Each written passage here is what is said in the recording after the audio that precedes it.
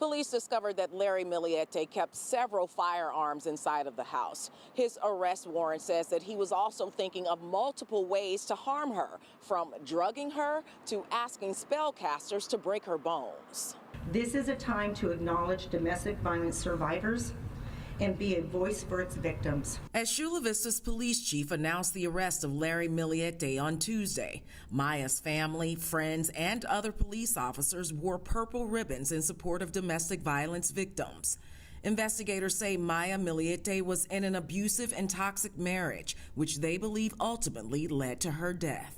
Domestic violence is prevalent in every community and affects all people regardless of age, socioeconomic status, sexual orientation, gender, race, religion, or nationality. Chula Vista police say since the start of the year, they receive about 355 domestic violence calls and make 18 arrests each month.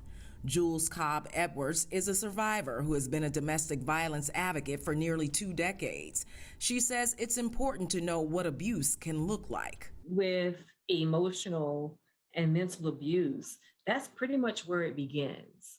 Because if an abuser can start with your mind, that's all it takes. The CDC says 25% of women and 10% of men experience domestic violence, and cases have increased during the pandemic.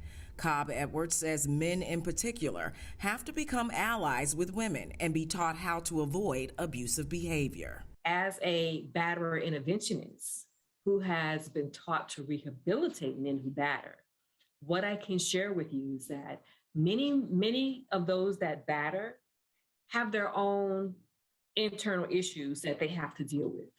Cobb Edwards says that anyone trying to escape an abusive relationship should create a plan to leave first so that you can do it safely.